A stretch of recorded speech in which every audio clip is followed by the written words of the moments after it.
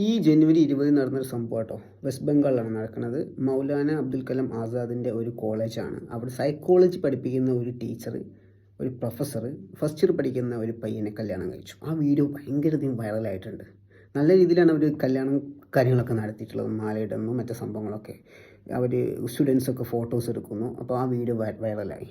അപ്പം ഇതിൻ്റെ ഒരു ഇത് വന്നപ്പോൾ അവർ പറഞ്ഞ എക്സ്പ്ലനേഷൻ, ഇത് അക്കാഡമിക് എക്സ്പീരിയൻസ് ആണ്, ഡോക്യുമെൻ്റ് ചെയ്യാൻ വേണ്ടിയിട്ടാണ് ചെയ്തത്. എല്ലാ ടീച്ചേഴ്സിനും അറിയാം, അല്ലാതെ ഇതൊരു റിയൽ സംഭവമല്ല എന്നുള്ള രീതിയിലൊക്കെയാണ് ഈ ടീച്ചർ സംസാരിച്ചിട്ടുള്ളത്, ഈ പ്രൊഫസർ. ഞാൻ ചോദിക്കുന്നതല്ല, ഏത് അക്കാഡമിയിലാണ് അല്ലെങ്കിൽ ഏത് ഇതിലാണ് ഇതൊക്കെ തിയറി ആയിട്ട് അല്ല ഇതൊക്കെ പ്രാക്ടിക്കലായിട്ട് പഠിപ്പിക്കുന്നുള്ളത്?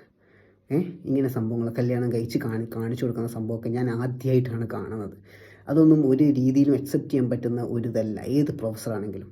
അപ്പോൾ ഇതിൻ്റെ വൈസ് ചാൻസലർ ഇതിൻ്റെ അന്വേഷണം നടത്താമെന്ന് സംസാരിച്ചിട്ടുണ്ട് ഒരു ഇതിൽ. എന്തായാലും ഞാനിങ്ങനെ ആലോചിക്കുകയായിരുന്നു.